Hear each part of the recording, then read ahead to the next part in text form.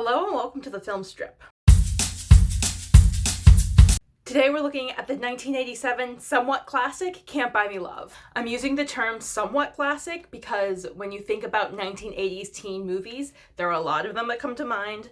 This might not be the first one, but it's very good. As you can see, we're getting into teen rom-coms this week, and there's a lot to talk about here. But first, we need to talk about teen movies in general, which means we need to talk about John Hughes. First, to set the record straight, John Hughes and his production team were not the first people to make movies about teenagers. This genre has been around for a really long time. You can look as far back as Love Finds Andy Hardy and Andy Hardy Meets Debutante as examples of teen rom-coms.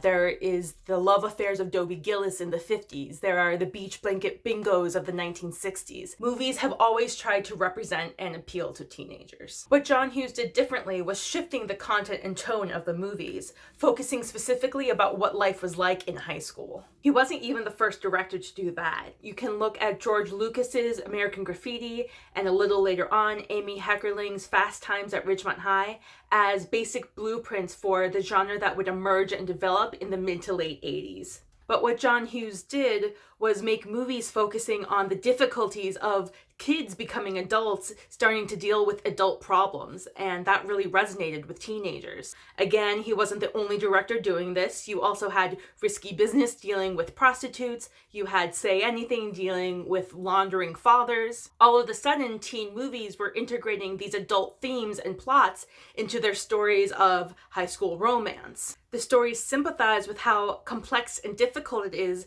for kids to move into the world of adults with little supervision and having to find their own way. So in Pretty in Pink, on top of having a classic rom-com triangle, you also have Andy grappling with her lower class status. It should also be said, and maybe this was my own private misconception, but Breakfast Club is not a comedy. I went in there thinking it would be a feel-good movie, and it's straight up a drama. John Hughes actually didn't make that many comedies.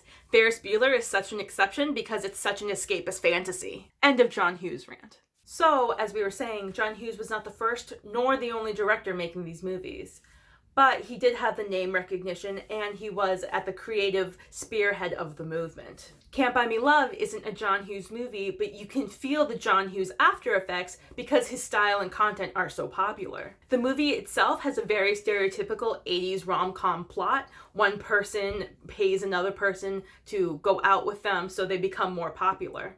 There's a bit of knowingness and slyness in the movie that makes the awkward moments a little less awkward, but there's still some uncomfortable scenes. It's also one of the first movies to tell the story, so it feels very fresh, even though audiences now can basically guess it.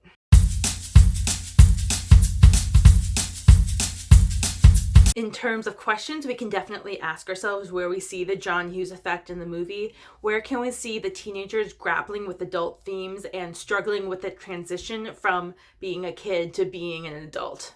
This is very much a paint-by-the-numbers rom-com with a lot of quirk and spirit, and we can ask ourselves a lot of questions about rom-coms specifically. We can look at the themes of class that we've seen in other movies and ask ourselves how that maps on to high school classes, not just money-wise, but also junior and senior-wise. High school movies can be a really fun way to create a microcosm and reflection of the world outside. So what does this class system say about our general class system? And if high school is a microcosm of society, what is the rom-com telling us about how that society functions and communicates? This movie definitely falls on the side of the negotiation of the sexes. The characters explicitly negotiate the terms of their relationship. So how does that affect the way that we understand their relationship? Additionally, how does it compare to other bet plot movies where one character might not be aware of the fakeness of their relationship?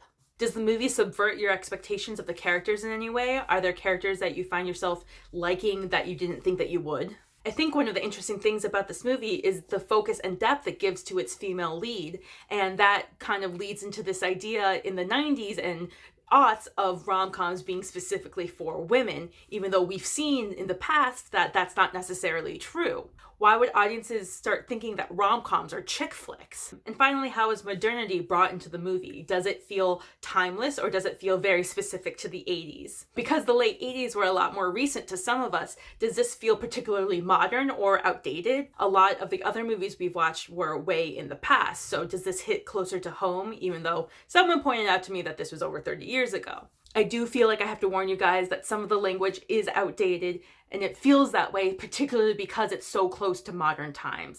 There are a lot of themes and stuff in 80s teen movies in general that kind of stick out as weird that it was okay to do these things. Don't watch Teen Wolf. I look forward to you joining me at 8:30 p.m. Eastern for Can't Buy Me Love, the live discussion Q&A on YouTube. I'll be streaming live.